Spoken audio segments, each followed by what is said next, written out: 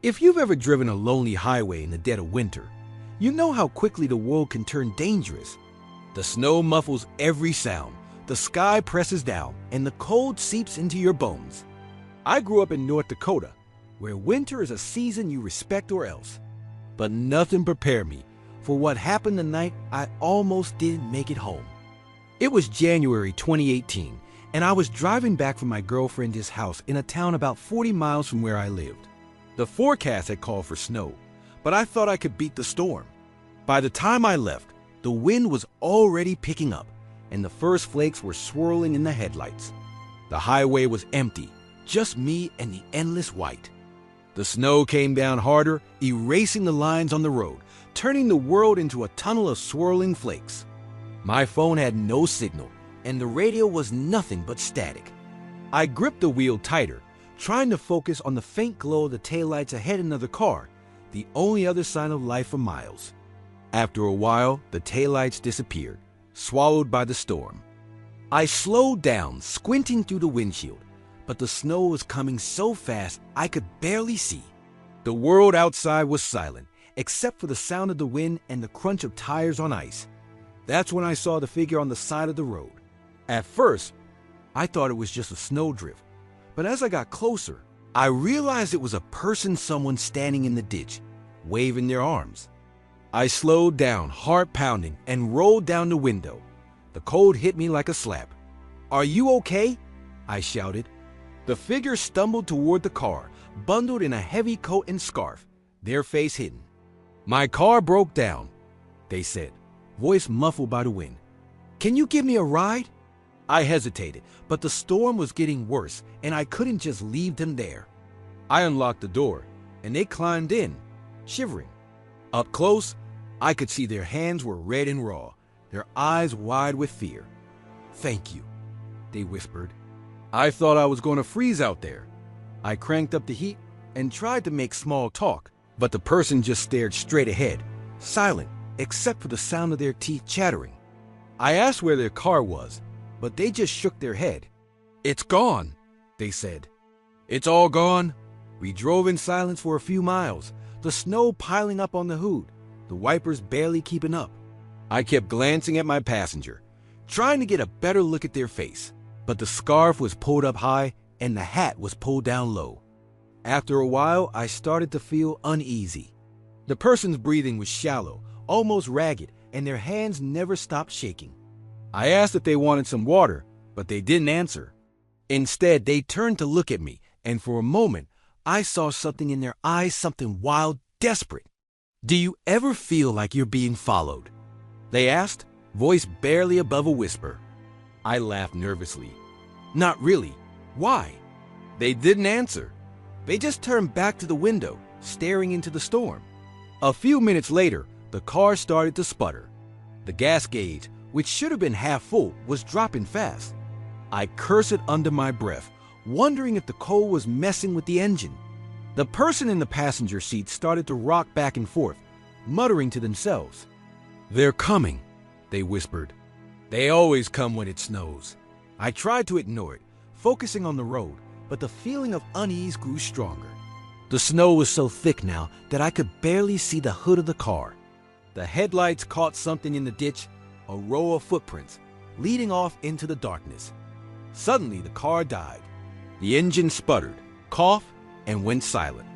I tried the ignition, but it just clicked, refusing to turn over. The person next to me started to cry, rocking back and forth, their breath fogging the glass. "We have to go," they said. "We can't stay here." I grabbed my phone, but there was still no signal. The cold seeped in, biting at my fingers and toes. I looked out the window and saw shapes moving in the snow, figures, tall and thin, drifting between the drifts. My passenger started to scream, "Don't let them in! Don't let them in!" I locked the doors, heart pounding, as the figures closed in.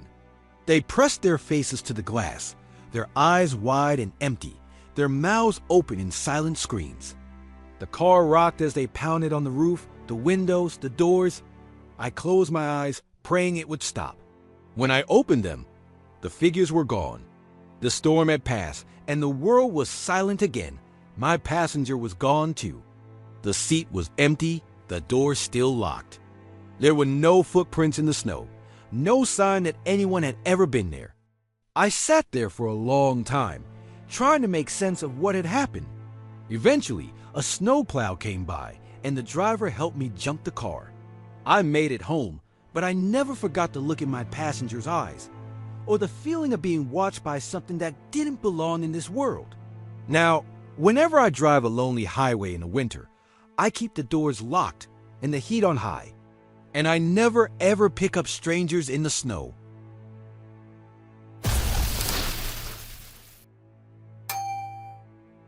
If you've ever spent a winter night in a remote cabin, you know how the world can feel both peaceful and terrifying. The snow muffles every sound, the trees creak in the wind, and the darkness outside the windows feels endless. My family used to rent a cabin in the Adirondacks every February, but the winter I was 16, something happened that still haunts me. It was supposed to be a fun weekend, just me, my parents, and my little sister, Emily. The cabin was old but cozy, with a big stone fireplace and a view of the frozen lake. The nearest neighbor was a mile away, and the only way in or out was a narrow road that wound through the woods. The first night, we played board games by the fire and watched the snow fall outside. The wind howled, rattling the windows, but inside everything felt safe.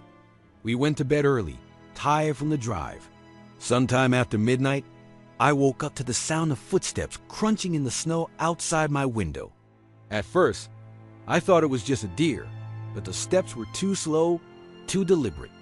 I peeked through the curtains and saw a figure standing at the edge of the woods. A man, tall and thin, wearing a heavy coat and a hat pulled low over his face. He stood there for a long time, watching the cabin. Then he turned and disappeared into the trees. I told my parents in the morning, but they said it was probably just a hiker or a hunter. But that night, the footsteps came back closer this time, circling the cabin, stopping just outside the front door. My dad grabbed a flashlight and went outside, but the only thing he found were footprints in the snow, leading back into the woods. He locked the doors and windows, but I could tell he was rattled. The next day, a blizzard rolled in. The wind howled, the snow piled up against the door, and the world outside disappeared. We spent the day inside, playing games and trying to ignore the storm. That night, the footsteps returned. This time, they stopped right outside the living room window. I saw the man again, his face hidden in shadow, his breath fogging the glass. He pressed his hand to the window, leaving a smear of frost.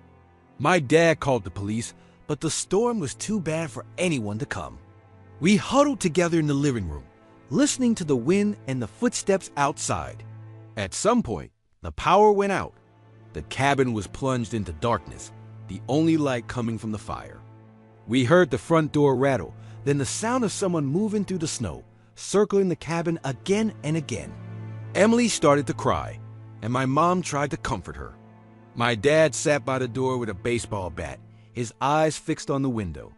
The footsteps finally stopped just before dawn.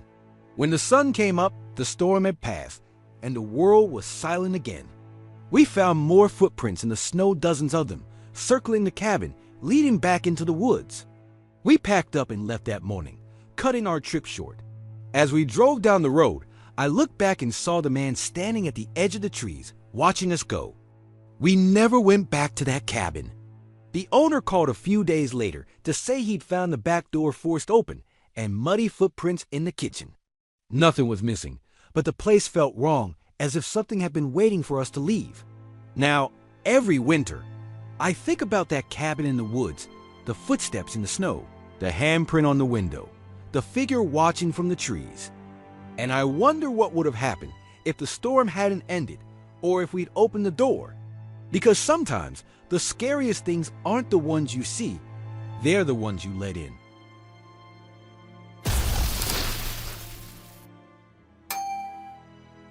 If you've ever been stranded by a winter storm, you know how quickly things can go from inconvenient to terrifying. I learned that the hard way during a blizzard in Nebraska, when I was 23 and driving cross country to visit my girlfriend in Oregon. I planned to make it in 3 days, but the weather had other ideas. It was late January, and the forecast had called for snow, but I thought I could outrun it. By the time I hit western Nebraska, the sky was already darkening, and the wind was picking up. The snow started as flurries, then thickened into a wall of white. The highway disappeared beneath my tires, and the world shrank to the reach of my headlights. I passed a few cars pulled over on the shoulder, their hazard lights blinking in the gloom. My phone had no signal, and the radio was nothing but static. I gripped the wheel, knuckles white, and kept driving, hoping to find a town or a rest stop. After what felt like hours, I saw a sign glowing through the snow. Sunset View Motel, vacancy. I almost missed a turn, but at the last second, I pulled off the highway and into the parking lot. The motel was a low L-shaped building, half buried in drifts, with a single light burning in the office window. I parked and hurried inside, shivering. The lobby was small and warm, with faded wallpaper and a fake Christmas tree in the corner. The woman behind the desk looked up and smiled, her eyes tired but kind. "Rough night to be on the road," she said. I nodded, teeth chattering. "I just need a room for the night." She handed me a key, an actual metal key, not a card, and pointed down the hall. "Room 12. Breakfast is at 7, if the storm lets up." I thanked her and made my way to the room. The hallway was quiet, the only sound of wind rattling the windows. My room was small but clean, with a bed, a dresser, and a TV that only got 2 channels. I locked the door, pulled the curtains tight, and collapsed onto the bed, exhausted. I must have dozed off, because I woke to the sound of voices in the hallway. At first, I thought it was just other guests, but the voices were strange whispering, urging, almost angry. I sat up, heart pounding, and listened. The voices faded, replaced by footsteps slow, heavy, moving past my door. I held my breath, waiting for them to pass, but they stopped right outside. The doorknob rattled, and someone knocked 3 slow, deliberate knocks. I didn't move. I didn't answer. After a minute, the footsteps moved on, and the hallway was silent again. I tried to go back to sleep, but every time I closed my eyes, I heard the voices, the footsteps, the knocking. At one point, I thought I saw a shadow move under the door, but when I turned on the light, it was gone. The next morning, the storm had passed, and the world outside was blindingly white. I packed up and went to the lobby for breakfast. The woman behind the desk was gone, replaced by an older man who looked at me with suspicion. "Rough night?" he asked. I nodded. "Did you hear anything strange last night? Voices? Footsteps?" He frowned. "You were the only guest here." I stared at him, confused. "What about the woman at the desk? The other people in the hallway?" He shook his head. "I've been here all night. My wife passed away last year, and you're the first guest we've had in days."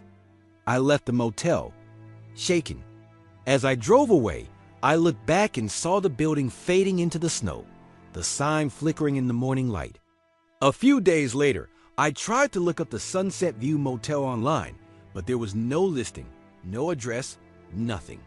It was as if the place had never existed. Now, whenever I drew Nebraska in the winter, I keep an eye out for that sign, for the low building half buried in snow. And I wonder what would have happened if I'd opened the door that night, or if I'd answered the voices in the hallway. Because sometimes, the worst things aren't the storms outside. They read the things waiting for you when you think you read safe.